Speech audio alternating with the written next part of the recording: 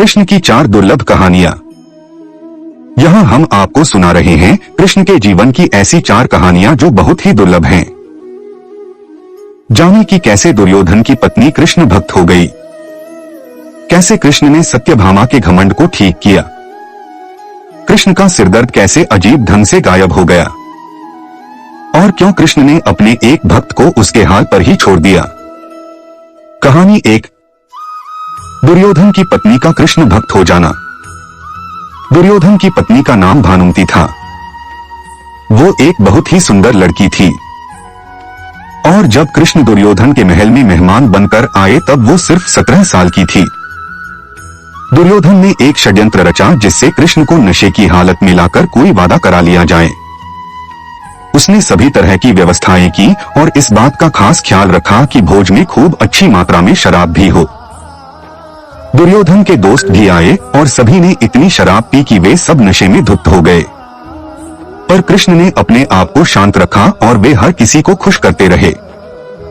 इस सारे हंगामे में भानुमति ने भी कुछ ज्यादा ही पी ली, जितनी वो पी सकती थी उससे भी ज्यादा। वो एक युवा लड़की थी और उसे इन चीजों की आदत नहीं थी, तो वो नशे में बहकने लगी। कुछ समय बाद सभी लोग बहकने लगे और चीजें काबू से बाहर जाने लगी। भानुमति अपने पर काबू खो बैठी। वो कृष्ण से लिपट गई और उनके लिए अपनी इच्छा प्रकट करने लगी। कृष्ण ने उसे किसी शिशु की तरह संभाला और वे समझ गए थे कि स्थिति खराब हो चुकी थी।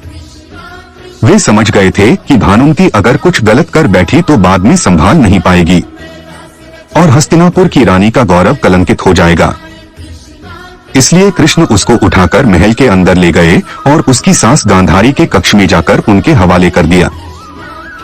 अगले दिन सुबह जब भानुमति को पता चला तो वो कृष्ण के प्रति सम्मान और कृतज्ञता से भर गई कि उन्होंने उसे बचा लिया था। तब से वो कृष्ण की भक्त बन गई। कहानी 2, कृष्ण की घमंडी पत्नी। सत्यभामा कृष्ण की दूसरी पत्नी थी। वो एक बहुत ही घमंडी स्त्री थी। उसका ये मानना था कि वो सबसे सुंदर और सबसे अमीर स्त्री थी क्योंकि उसके पिता एक बहुत ही धनवान व्यक्ति थे। तो सत्यभामा जितने और जो रत्न और आभूषण और संपत्ति चाहती थी वो सब उसके पास थे। स्वाभाविक रूप से घमंड उसकी एक बड़ी समस्या थी। एक बार कृष्ण के जन्मदिवस के अवसर पर सत्यभामा ने सोचा कि वो सबको दिखाएगी कि वो कृष्ण को कितना प्यार करती थी। तो उसने तय किया कि वो कृष्ण के वजन जितना सोना शहर के लोगों में बांटेगी। इसे तुलाभार कहते हैं। ये मंदिरों में होता है। लोग एक बड़ी तराजू में अपने वजन के बराबर का मक्खन, घी या चावल या कुछ और रखकर वो चीज लोगों में बांटते हैं। चावल, नमक, दाल या सोना या वो कुछ भी आप दे सकते हैं जो देना चाहें। ये प्राचीन परंपरा हमारी संस्कृति का एक हिस्सा है। सत्यभामा ने तुलाभार की व्यवस्था की। लोग बहुत प्रभावित हुए पर कृष्ण पर इन बातों का कोई असर नहीं हुआ। वे जाकर तराजू के एक पलड़े पर बैठ गए।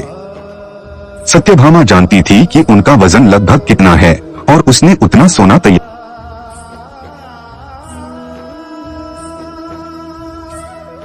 तैयार ही रखा था। पर जब उसने सब सोना दूसरे पलड़े पर रखा तो कांटा जरा भी नहीं हिला। कृष्ण का पलड़ा थोड़ा भी ऊपर नहीं हुआ। ऐसा ही कुछ तब भी हुआ था जब कृष्ण एक शिशु थे। एक राक्षस आकर उन्हें ले जाने लगा। तब कृष्ण ने अपना वजन इतना बढ़ा लिया कि राक्षस वहीं गिर पड़ा और कृष्ण ने उसके ऊपर बैठकर उसे कुचलकर मार डाला। क्रिया योग में एक ऐसा तरीका है जिससे कोई योगी अपना वजन बढ़ा या घटा सकता है। ऐसी बहुत सी कहानियां हैं कि ऐसे योगी भी थे जो पहाड़ की तरह भारी हो जाते थे। तो इस बार भी कृष्ण अपना वजन बढ़ाकर तराजू में बैठ गए। सत्यभामा ने उतना सोना दूसरे पलड़े पर रख दिया था जितना उसके हिसाब से कृष्ण के वजन के बराबर था, पर कुछ हुआ ही नहीं। तब तक शहर के सभी लोग ये घटना देखने के लिए आ गए थे। तब उसने अपने नौकरों से वो सभी गहने मंगवाए जो उसके पास थे। एक के बाद एक वो गहने डालती जा रही थी और सोच रही थी कि काम हो जाएगा, पर कुछ नहीं हुआ। तब उसने वो सब कुछ भी रख दिया जो उसके पास था, पर पलड़ा जरा भी नहीं हिला। वो रोने लगी क्योंकि ये सब उसके लिए बहुत शर्मजनक था। सारा शहर देख रहा था और उसके पास पर्याप्त सोना नहीं था। वो जो हमेशा अपनी संपत्ति के बारे में इतनी घमंडी थी, उसके पास पर्याप्त सोना नहीं था और उसे समझ में नहीं आ रहा था कि वो क्या करे। तब उसने रुक्मिणी की ओर देखा, जिससे वो बहुत जलती थी और हमेशा परेशान रहती थी। उसने रुक्मिणी से पूछा, अब मैं क्या करूं, क्योंकि ये बात सिर्फ मेरे लिए ही नहीं पर तुम्हारे और हम सब के लिए भी बहुत शर्मजनक है। मैं क्या करूं? तब रुक्मिणी बाहर गई और तुलसी के पौधे के 3 पत्ते उठा लाई। जैसे ही तुलसी के वे पत्ते उसने तराजू के दूसरे पलड़े पर रखे, कृष्ण का पलड़ा तुरंत ही ऊपर आ गया। कहानी 3। कृष्ण का अर्धभक्त। एक दिन कृष्ण दोपहर में खाना खा रहे थे और सत्यभामा बहुत ही खुशी और गर्व के साथ खाना परोस रही थी, क्योंकि वो ऐसे व्यक्ति नहीं थे जो रोज खाना खाने घर पर आए। उसे ऐसा अवसर कभी कभी ही मिलता था कि वो उन्हें खाना परोसे, तो वो ये बहुत खुशी और आनंद से कर रही थी।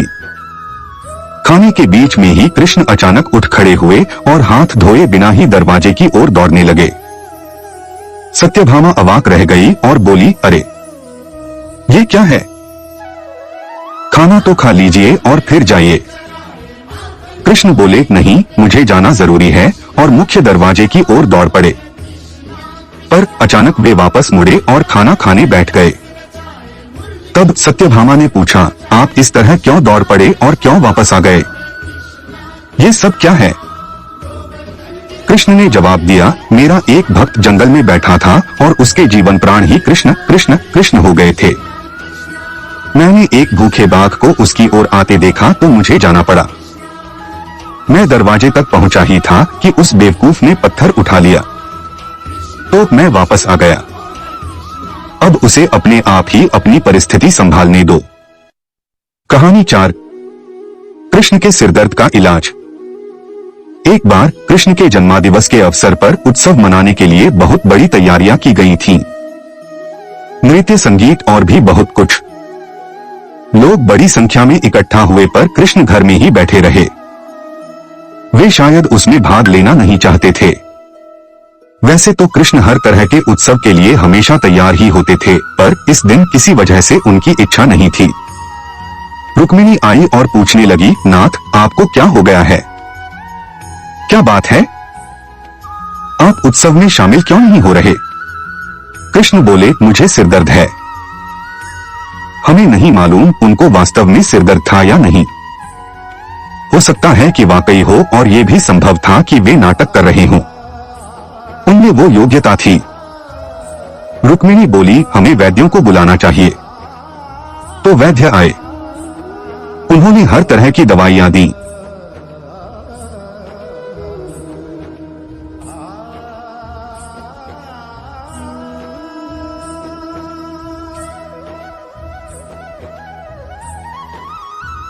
कृष्ण बोले, नहीं, ये सब चीजें मुझ पर असर नहीं करेंगी।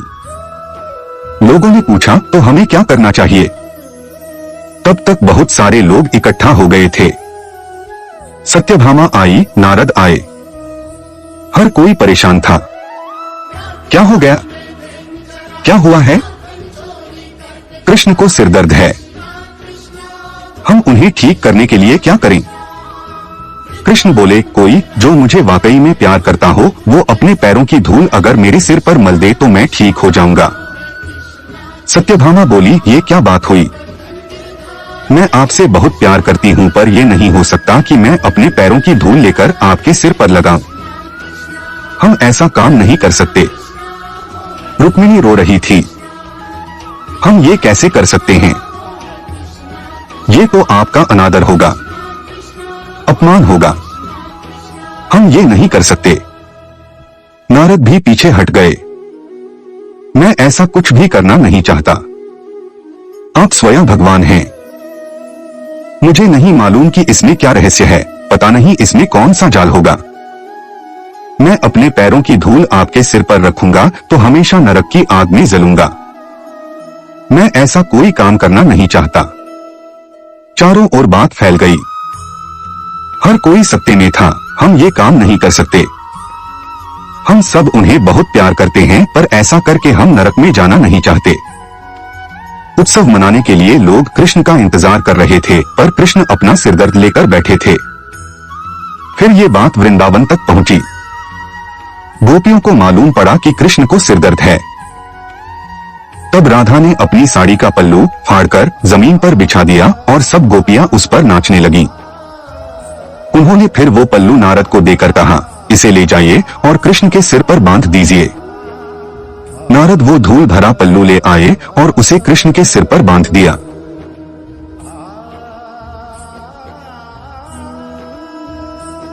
कृष्ण का सिर दर्द तुरंत ठीक हो गया। कृष्ण ने हमेशा स्पष्ट रूप से बताया कि उनके लिए कौन सी चीज सबसे ज्यादा महत्वपूर्ण थी। हालांकि वे राजाओं के साथ घूमते थे और उन्हें बहुत से राज्य भेंट किए गए, पर उन्होंने भी नहीं लिए। उनके लिए यही सच्चा, निस्वार्थ, सरल प्रेम ही महत्वपूर्ण था। अगर आपको यह कहानी अच्छी लगी और ताकि हमारे सभी वीडियो के नोटिफिकेशन आप तक आसानी से पहुंच सके, साथ ही वीडियो आपको अच्छी लगी तो आप इस वीडियो पर एक अच्छा सा कमेंट कर जरूर बताएं।